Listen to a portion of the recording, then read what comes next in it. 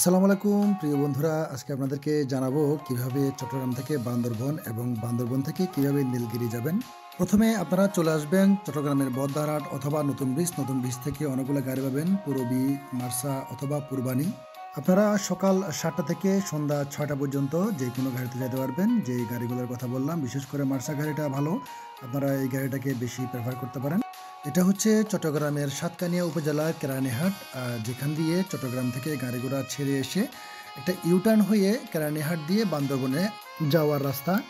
এই রুট দিয়েই আমাদেরকে বান্দরবন যেতে হবে। এই জায়গাতে আপনারা অনেকক্ষণ জ্যামে পড়তে পারেন। বন্ধুরা, আমরা এখন চলে আসলাম বান্দরবন শহরে। এটাই হচ্ছে বান্দরবন শহরের বাস স্ট্যান্ড। মনে রাখবেন, যাওয়ার সময় এখান থেকেই আপনাদেরকে বাসের টিকিট কাটতে হবে।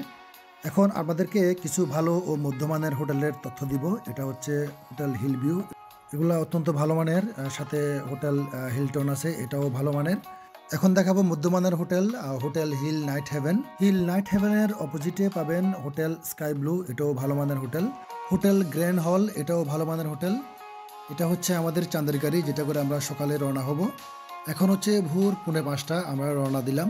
তারা যদি মেঘ উপভোগ করতে চান তাহলে আপনাদেরকে একটু আর্লি যেতে হবে। আর মনে রাখবেন, আপনারা চাঁদের গাড়িটা আগেই বুক করে রাখবেন। সেই ক্ষেত্রে আপনারা অনলাইনে ঘাটাঘাটি করে চাঁদের গাড়ি সমিতির নাম্বারটা কালেক্ট করে ওদের সাথে যোগাযোগ করে গাড়িটা বুক করে রাখবেন। এবং ড্রাইভারকে বলবেন একটু আর্লি আসার জন্য, যাতে আপনারা তাড়াতাড়ি উঠে চলে যেতে পারেন। ড্রাইভারগুলো 6টার আগে গাড়িগুলো ছাড়তে চায় না, আপনারা একটু রিকোয়েস্ট করবেন যাতে 6টার আগে চলে আসে। এটা হচ্ছে ওয়াই জংশন। এই ওয়াই জংশনে এসে আপনাদেরকে একটু ওয়েট করতে হবে 6টা পর্যন্ত। এটা হচ্ছে সেনাবাহিনীর ক্যাম্প, এখানে চেকিং হয়। এটা ওয়াই জংশনের একদিকে হচ্ছে নীলগিরি, একদিকে হচ্ছে রুমা। ওয়াই জংশন থেকে চেকিং শেষে এখন আমরা নীলগিরির উদ্দেশ্যে রওনা হলাম। মনে রাখবেন, প্রত্যেকে ভোটার আইডি কার্ডের 2টি করে ফটোকপি নিয়ে নেবেন, কারণ প্রতিটা চেকিং পয়েন্টে এই ফটোকপিগুলো আপনাদের কাজে লাগতে পারে। দেখুন, পাহাড়ি ঢালু পথ। এই ঢালু পথে চাঁদের গাড়িতে যেতে হলে আপনাদেরকে কিছু সতর্কতা অবলম্বন করতে হবে। সেক্ষেত্রে চাঁদের গাড়িতে লোকসংখ্যা 13 জনের বেশি হতে পারবে না এবং সর্বোচ্চ আপনারা 4 জন দাঁড়ায় থাকতে পারবেন। দেখুন সূর্যোদয়ের দৃশ্য, এই দৃশ্য আপনাদেরকে আরো উপভোগ্য করে তুলবে। পাহাড়ি আঁকাবাঁকা ও উঁচু নিচু পথ। এখন আমরা চলে আসলাম নীলগিরিতে। এটাই হচ্ছে নীলগিরির প্রবেশ পথ।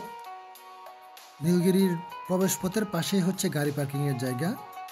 এটাই হচ্ছে গাড়ি পার্কিং এর জায়গা। এখানে গাড়ি পার্কিং করে আপনারা সকালের নাস্তাটা সেরে ফেলবেন। এবং আপনাদের ব্যাগগুলো অবশ্যই গাড়ির ড্রাইভারকে ভালো করে বুঝিয়ে দিবেন, যাতে কোনো ধরনের সমস্যা না হয়। আর ব্যাগে থাকা প্রয়োজনীয় জিনিসপত্র আপনারা সাথে নিয়ে নেবেন। এখন আপনাদেরকে নীলগিরিতে ঢুকতে হলে প্রথমে আপনাদেরকে টিকিট কাটতে হবে। টিকিট জনপ্রতি 100 টাকা। আর এখানে বিভিন্ন ধরনের বিধিনিষেধ আছে, এগুলো একটু ভালো করে পড়ে নেবেন। আপনি যদি ড্রোন এনে থাকেন, এটা কখনোই উড়ানোর চিন্তা করবেন না, কারণ এটা সেনাবাহিনী নিয়ন্ত্রিত এরিয়া। নীলগিরির ভিতরে প্রবেশের পর আপনারা সেনাবাহিনীর নিয়মগুলো মেনে চলবেন। এজন্যই আপনাদেরকে প্রথমে বলেছিলাম বিধিনিষেধগুলো ভালো করে পড়ে নেবেন। এটা হচ্ছে টিকিট কাউন্টার। এখান থেকে টিকিট কেটে আপনাদেরকে ভিতরে প্রবেশ করতে হবে। যখন টিকিট কাটবেন তখন আপনারা পার্কিং ফিটা দেখে নেবেন, কারণ গাড়ির পার্কিং ফিটা আপনাদেরকে পরিশোধ করতে হবে। যখন আপনারা চাঁদের গাড়ি বুক করবেন বা ভাড়া করবেন, তখনই চাঁদের গাড়ির ড্রাইভার আপনাদেরকে বলে দিবে যে যে কোনো জায়গার পার্কিং ফি আপনাদেরকেই পরিশোধ করতে হবে। আপনারা যারা বিকাল পর্যন্ত থাকার চিন্তা ভাবনা করবেন, তারা অবশ্যই লাঞ্চের জন্য যোগাযোগ করবেন। লাঞ্চ ফি হচ্ছে 135 টাকা। এই লাঞ্চের জন্য যোগাযোগ করতে পারেন রেস্টুরেন্ট কর্তৃপক্ষের সাথে, যা ভিতরে অবস্থিত। আমরা এখন সামনের দিকে অগ্রসর হব ভিতরে প্রবেশ করার জন্য। আপনারা যদি বান্দরবন শহরে না থেকে সরাসরি নীলগিরিতে চলে আসতে চান, তাহলে স্ক্রিনে উল্লেখিত নাম্বারে যোগাযোগ করে আপনারা হোটেল বুক করবেন। এটা হচ্ছে মেন প্রবেশ পথ। আপনারা এদিক দিয়েও যেতে পারবেন অথবা সোজা পথ ধরে উপরের দিকে উঠে যেতে পারবেন। দেখুন কত সুন্দর একটা দৃশ্য, যেখান দিয়ে আপনারা ভিতরে প্রবেশ করতে চান নীলগিরিতে যাওয়ার উদ্দেশ্যে। নীলগিরির প্রতিটা স্থাপনায় সেনাবাহিনী কর্তৃক তৈরি। আপনি যত সামনের দিকেই যাবেন, আপনার প্রতিটা সৌন্দর্য আপনাকে বিমোহিত করবে, কারণ সেনাবাহিনীর প্রত্যেকটা কাজ অত্যন্ত সুন্দরভাবে নিপুণভাবে তৈরি। দেখুন অত্যন্ত সুন্দরভাবে দেওয়ালে কারুকাজে বর্ণিত হয়েছে পাহাড়ি আদিবাসীদের জীবন বৈচিত্র্য।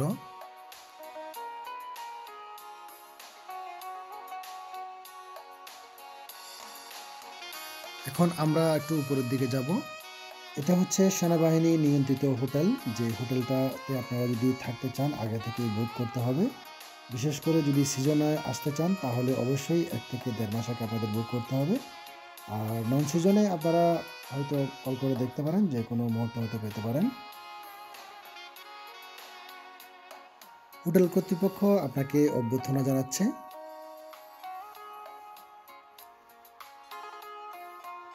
এবং এদিকে আমরা আরও কিছু চাকমাদের অথবা আদিবাসীদের জীবন বৈচিত্র্য দেখতে পাবো। অত্যন্ত সুন্দরভাবে আদিবাসীদের জীবন বৈচিত্র্য দেয়ালে নির্মিত হয়েছে। আসলে আমরা যারা দূর থেকে পাহাড়কে অনেক সুন্দরভাবে দেখতেছি, বিশেষ করে যারা পাহাড়ে থাকে আদিবাসী, ওদের কাছে পাহাড়টা যতটা আমাদের কাছে সুন্দর, ঠিক তেমনি তাদের কাছে পাহাড়ি জীবনটা অনেক কষ্টের। আমরা একটু হোটেলের প্রবেশ পথের দিকে যাই। এখন দেখা যাচ্ছে ওয়েলকাম টু নীলগিরি। একটু সামনের দিকে যাব। এটা হচ্ছে হোটেলের পার্কিং, যেখানে যারা দূর থেকে আসবেন তাদের জন্য পার্কিংয়ের ব্যবস্থা করা হয়েছে। এটা হচ্ছে হোটেলের প্রবেশ পথ। এই সিঁড়ি দিয়েই আপনারা হোটেলে প্রবেশ করতে হবে। এই সিঁড়ির পাশে আরেকটা দেয়াল চিত্র। এই দেয়াল চিত্রতে আবারও ফুটে উঠেছে আদিবাসীদের জীবন বৈচিত্র্য।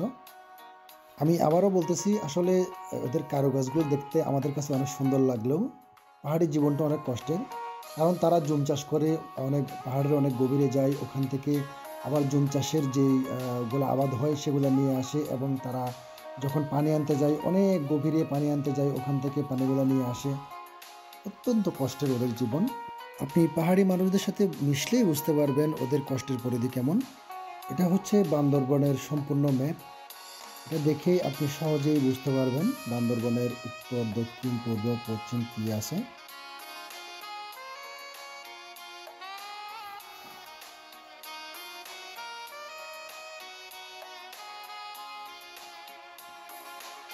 আমরা আরেকটু সামনে অগ্রসর হব। এগুলো হচ্ছে সেনাবাহিনী নিয়ন্ত্রিত অনেকগুলা হোটেল, যে হোটেলগুলোতে ভালো মানের ব্যবস্থা আছে থাকার।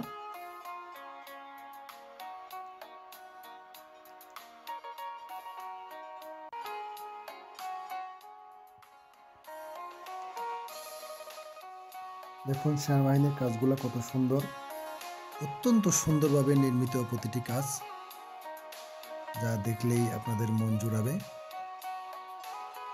আমার সেনাবাহিনী নিয়ন্ত্রিত অনেকগুলো জায়গায় ঘোরার সৌভাগ্য হয়েছে। প্রত্যেকটা জায়গায় খুব সুন্দর, পরিষ্কার পরিচ্ছন্ন এবং সুন্দরের নিদর্শন। জীবনের প্রতিটি ক্ষেত্রেই ডিসিপ্লিনের যে সুষ্ঠু প্রয়োগ ও প্রতিফলন, তা সেনাবাহিনী নিয়ন্ত্রিত এলাকাতে আসলেই বোঝা যায়।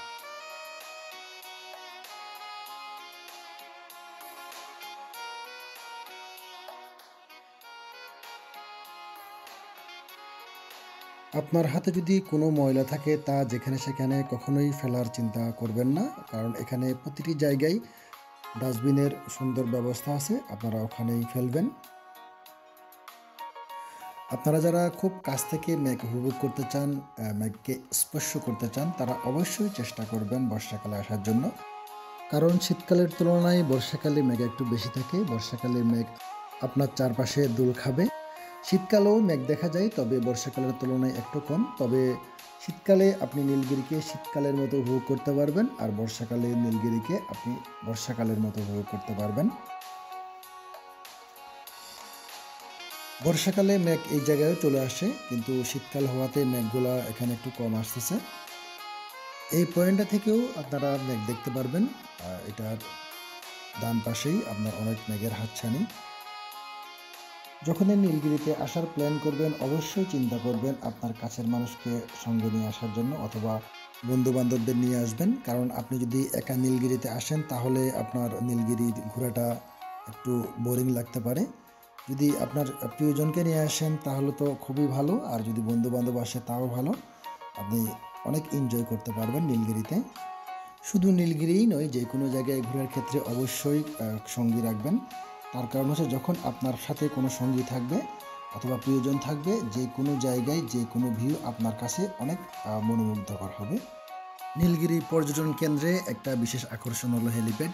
এই হেলিপ্যাডে সেনাবাহিনীর ঊর্ধ্বতন কর্মকর্তারা হেলিকপ্টারে করে অবতরণ করেন। সাধারণ মানুষও এই হেলিপ্যাডে হেলিকপ্টারে করে অবতরণ করতে পারবে, সেই ক্ষেত্রে সেনাবাহিনীর পারমিশন লাগবে। এখন আপনাদেরকে নিয়ে যাব নীলগিরির সবচেয়ে বিশেষ আকর্ষণ, যেখান থেকে আপনারা মেঘকে খুব ভালোভাবে উপভোগ করতে পারবেন।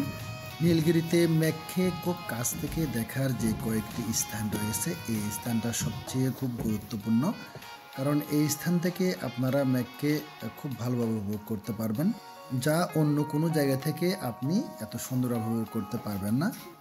আমি আগেই বলছিলাম যে আপনারা যদি বর্ষাকালে আসেন তাহলে এই জায়গা থেকে আপনারা মেঘকে খুব ভালোভাবে উপভোগ করতে পারবেন। এই জায়গাগুলোতে মেঘ আপনার হাতের কাছেই চলে আসবে। অনেক সময় দেখা যায় বর্ষাকালে আপনার মেঘের কারণে আপনার পুরো জামাও ভিজে যেতে পারে এবং হাতও ভিজে যেতে পারে। মনে রাখবেন, যেখানে মেঘ আর সূর্যের আলিঙ্গন হয় সেখানে পাহাড়ের কাহিনী শুরু, এবং মেঘের সমুদ্রে ভাসতে থাকা পাহাড়ের শৃঙ্গ যেন প্রকৃতির স্বর্গের দরজা। বন্ধুরা ভালো থাকবেন, আবারও হাজির হব নতুন কোনো ভিডিও নিয়ে, নতুন কোনো জায়গার তথ্য নিয়ে। নতুন জায়গার তথ্য পেতে আমার চ্যানেলটাকে সাবস্ক্রাইব করে রাখুন। ধন্যবাদ, ভালো থাকবেন, আল্লাহ হাফেজ।